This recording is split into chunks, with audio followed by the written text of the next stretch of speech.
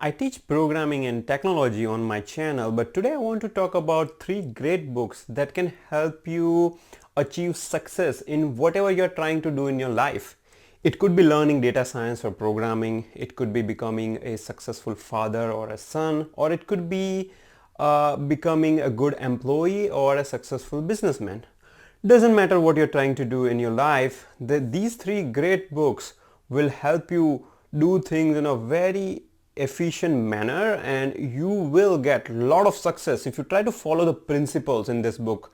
Now, many times people ask me which book I should read on Python and data science, and I always say that, have you read these three books before?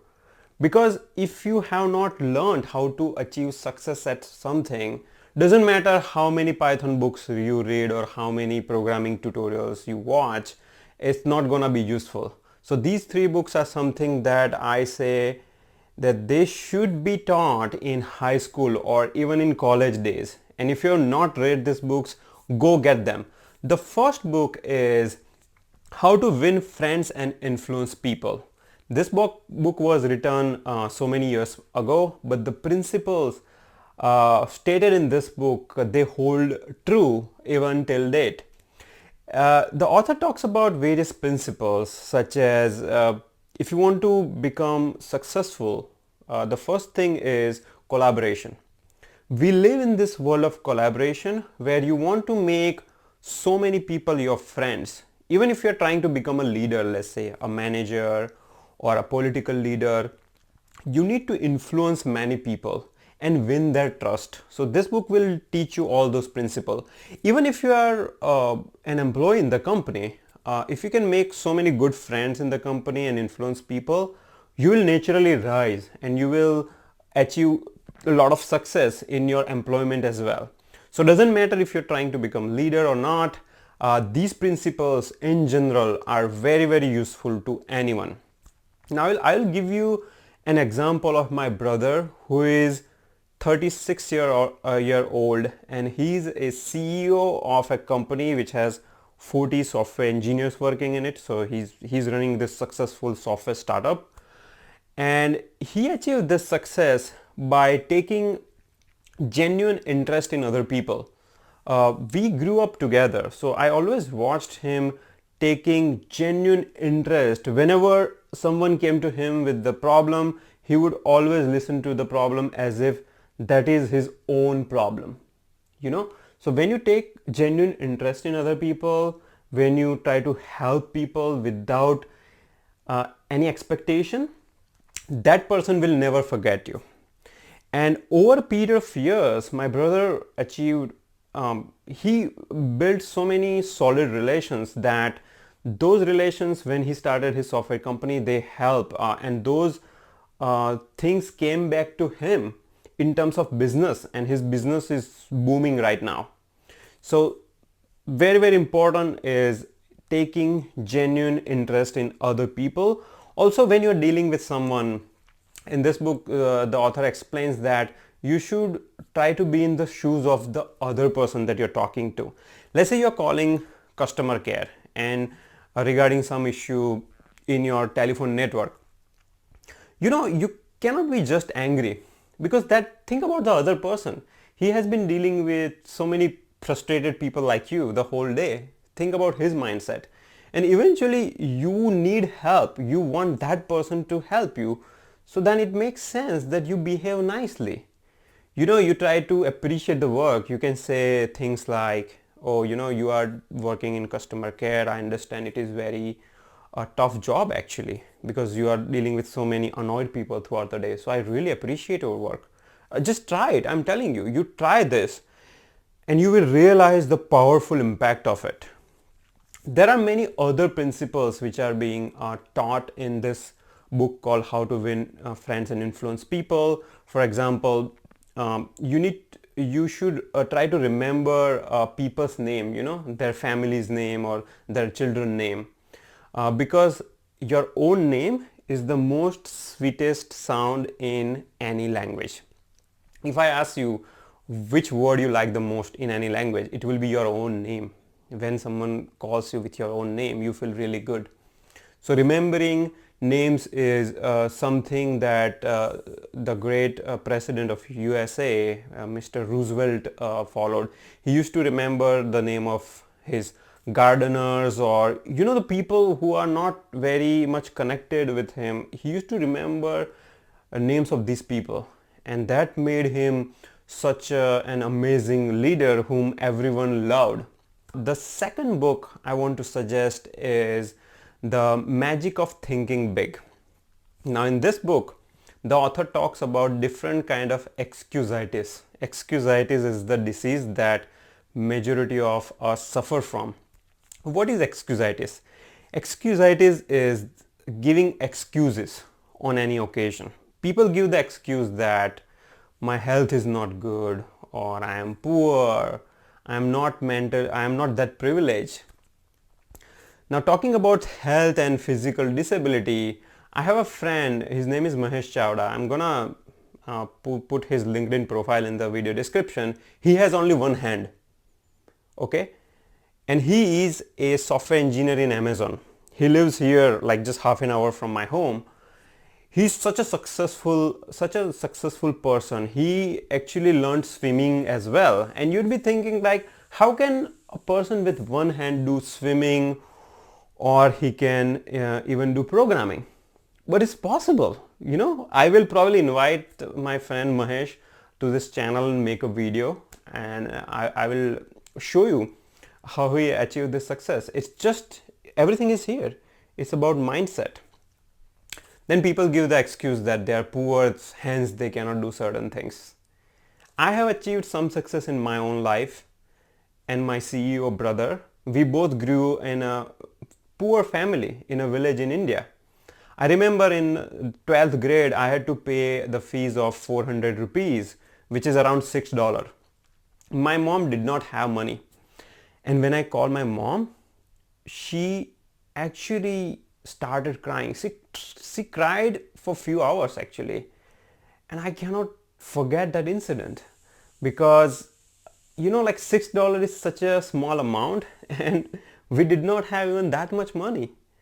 And still I am able to achieve some level of success in my life, and same thing is with my brother.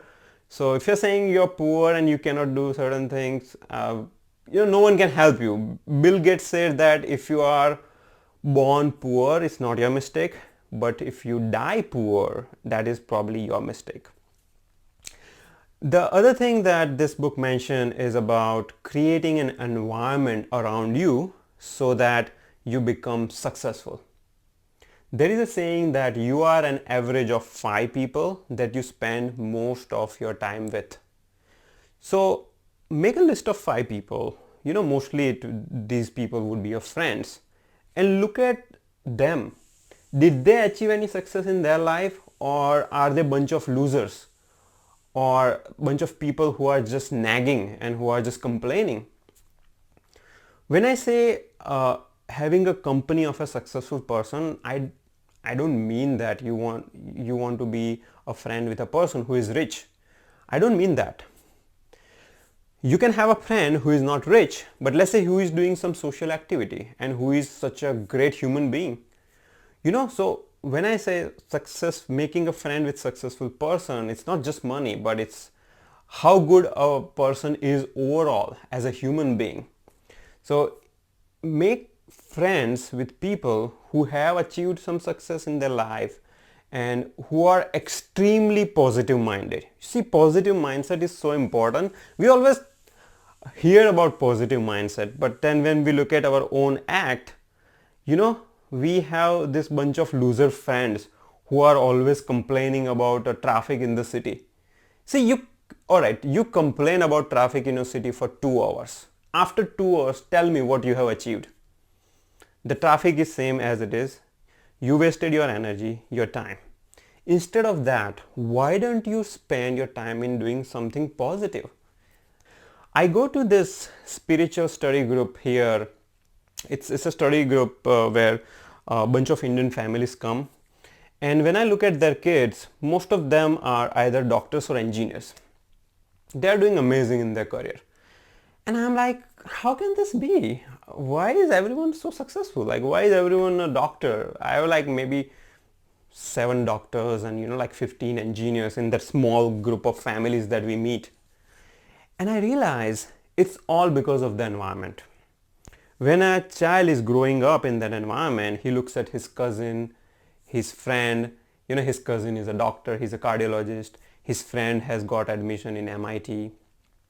He has some other brother who has won Google code competition. Now you're naturally, you have almost this positive peer pressure, and which is good actually. So for that reason, you want to make friends with people who are very competitive, and make sure you make friends with people who never complains. Persons should never complain in their life. So that's the second book, The Magic of Thinking Big. Third book is Rich Dad Poor Dad. In the end, whatever we do, either job, business, whatever, the reward that you get is in terms of money. People fail to understand how money works. People even don't understand what is fiat currency. They have 1 lakh rupees or $100,000 in their bank account and they feel it's safe. But the money is reducing with inflation.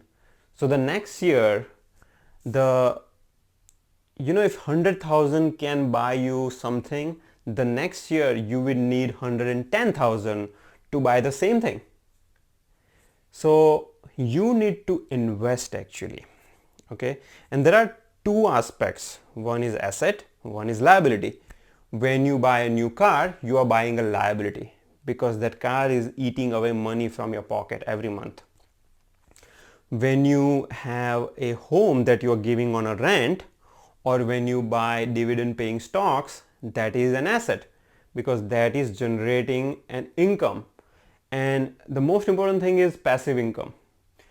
So if you have a rental property, it's giving you all the income, that is called passive income. I know there is some work you have to do to kind of maintain the house and deal with the tenant, but still it's mainly passive.